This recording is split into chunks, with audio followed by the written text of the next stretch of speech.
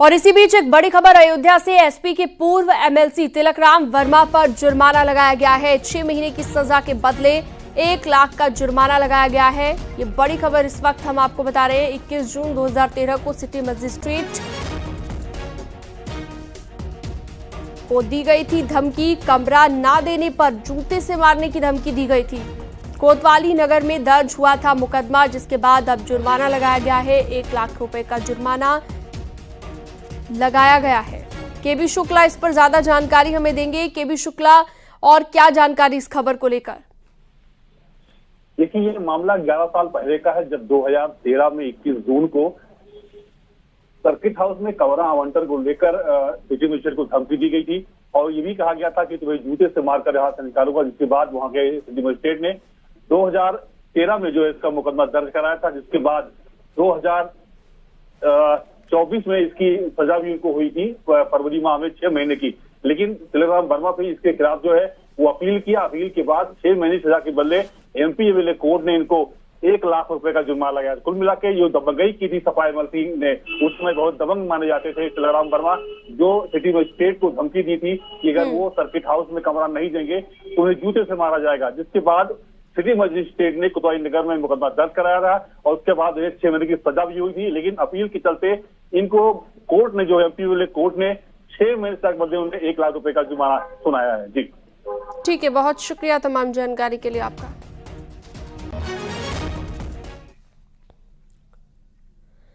मुख्यमंत्री योगी आदित्यनाथ के बयान पर अखिलेश यादव का पलटवार लाल रंग मिलन का प्रतीक होता है। ये पलटवार किया गया है अखिलेश यादव की ओर से। जहां मेल मिलाप नहीं, वहां पर नफरत, ये कहा गया है अखिलेश यादव की ओर से।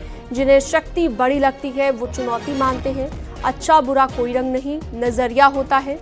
ये सभी बातें अखिलेश यादव ने पलटवार करते हुए कही।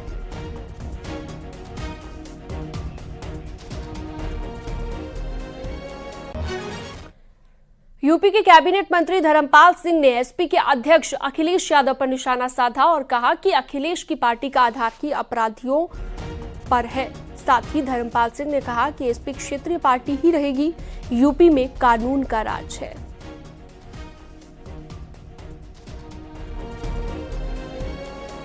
तो आज उत्तर प्रदेश में कानून का राज्य है, इंसाफ का राज्य है और कहीं पर कोई ऐसी दिक्कत नहीं है। और उन्हें जो दिखाई देता है अखिलेश को, अखिलेश जी की पार्टी ही अपराधियों पर आधारित राजनीतिक दल है, लेकिन समाजवादी पार्टी अब राष्ट्रवादी पार्टी नहीं बन सकती, क्षेत्रीय पार्टी ही रहेगी। समाजवादी पार्टी के गढ़ में सीएम योगी के बयान से सियासी तापमान बढ़ चुका है। सीएम योगी ने अखिलेश यादव को टारगेट पर लेते हुए कहा, लाल टोपी के काले कारनामे जनता जानती है। उन्होंने गैंगरेप आरोपी मोहित खान और नवाब यादव का जिक्र करते हुए कई तीखे बयान दिए, जिस पर समाजवादी पार्टी ने भी प्रतिक्रिया दी है।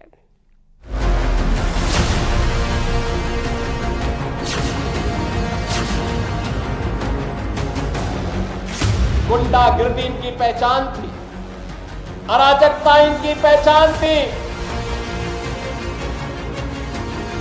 समाजवादी पार्टी के मुखिया को क्या बेटी की सुरक्षा पर कुछ बोलने का अधिकार है? अगर इनके इतिहास के पन्नों को लड़ते हुए आप जाएंगे तो बहनों और भाइयों, काले कारनामों से इनका पूरा इतिहास भरा पड़ा है।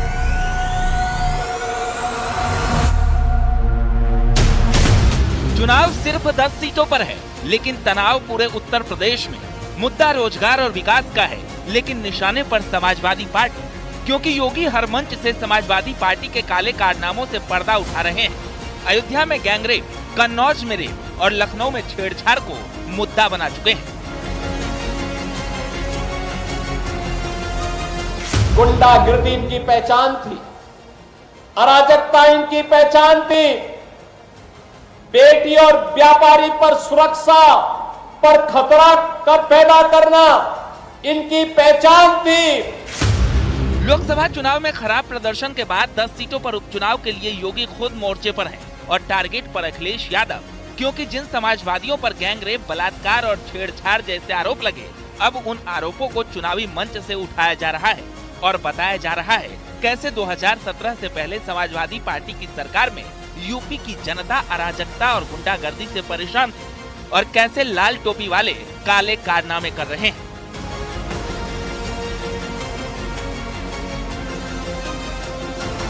कैसे बेटियों की इज्जत के साथ बड़ी बेशर्मी के साथ ये लोग खिलवाड़ करते हैं। ये तीसरा दृश्य आपने कन्नौज का देखा है। और बाकी तो अगर इनके इतिहास के पन्नों को लड़ते हुए आप जाएंगे तो बहनों और भाइयों, काले कारनामों से इनका पूरा इतिहास भरा पड़ा है। लाल टोपी है लेकिन काले कारनामों के लिए लोग जाने जाते हैं। पहले बीजेपी ने लाल टोपी वालों को गुंडों की उपाधि दी थी, तो अब सीएम योगी लाल टोपी के काले कारनामे बता रहे हैं। यानी इस उपचुनाव में मुकाबला रोजगार बनाम गुंडागर्दी पर आ चुका है। मिशन रोजगार के तहत 4 जिलों में रोजगार मेला, तो दूसरी तरफ एसपी नेता मोहित पर गैंगरेप का आरोप चर्चा में है। चुनावी जिलों में 30,000 से ज्यादा बेरोजगारों को नौकरी मिल रही है, तो कन्नौज में पूर्व एसपी नेता नवाब पर रेप का आरोप अब चुनावी मुद्दा बन चुका है। एक तरफ सीएम योगी ने अगले 2 साल में 2 लाख सरकारी नौकरी का वादा किया है, तो साथ साथ लखनऊ में छेड़छाड़ का मामला भी उठा रहे हैं।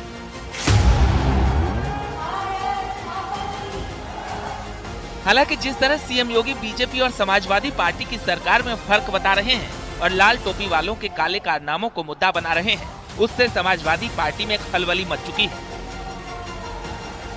लाल टोपी से मुख्यमंत्री जी इतना डरते क्यों? और आप काले दिल की बात बोल रहे हैं, काली टोपी की बात कर रहे हैं। काली टोपी तो आजकल सबसे बड़े अपने आप को राष्ट्रवाद बनने का जो दावा करने वाला संगठन है, आजकल तो सुना है कि काली टोपी वही लगा रहे हैं।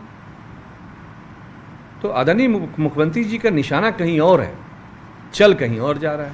खैर, यूपी में चुनाव है इसलिए सियासी गलियारों में तनाव है, लेकिन जिस तरह सीएम योगी खुद मोर्चे पर हैं, अखिलेश यादव पर डायरेक्ट निशाना साध रहे हैं, उससे तो तय है कि 10 सीटों पर होने वाला सियासी रण काफी भीषण होने वाला है।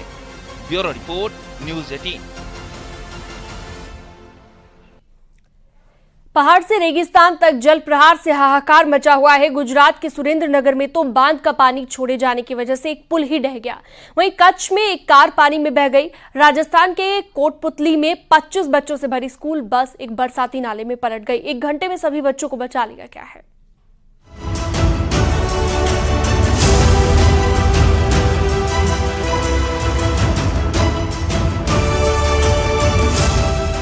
गुजरात में इस समय जहां नजर दौड़ाएंगे आपको पानी का प्रहार दिखाई देगा। क्या इंसान, क्या बेजुबान, हर कोई सैलाब की इस चोट से मार खा रहा है।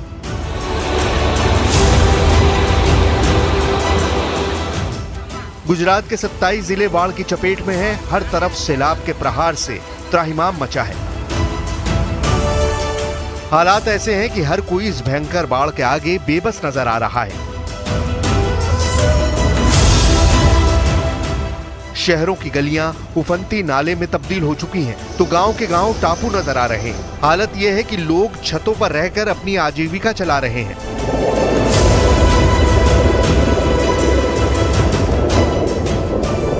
गुजरात के वडोदरा से आई इन हैरान करने वाली तस्वीरों को देखिए। पूरा मोहल्ला डूबा है। गलियों में 5 से 6 फीट तक पानी भरा है। इस भयंकर बाढ़ में जो लोग अपने घरों में फंसे हैं, उन्हें निकालने की कोशिशें जारी हैं। एनडीआरएफ, एसडीआरएफ के जवान लगातार रेस्क्यू अभियान चला रहे हैं। नाव के सहारे लोगों को उनके घरों से निकालकर सुरक्षित जगहों पर ले जाते दिखे। वडोदरा में अस्पताल में भर्ती मरीजों पर डबल अटैक हुआ है। एक तरफ तो वो अपनी बीमारी से जूझ रहे हैं, तो दूसरी तरफ बारिश के पानी का प्रहार हुआ है। हालत यह है कि सरकारी अस्पताल में गले तक पानी भर गया। लोग अपने मरीजों को स्ट्रेचर पर लादकर अस्पताल से निकलते दिखे। वडोदरा में शहर से लेकर गांव तक हर तरफ पानी का कब्जा हो चुका है। इस बीच वहां अलखी गांव में बीते 3 दिन से एक कपल अपनी छत पर बाढ़ से जिंदगी की जंग लड़ रहा था, लेकिन जब एनडीआरएफ की टीम को पता चला तो उन लोगों को फौरन रेस्क्यू कर लिया गया।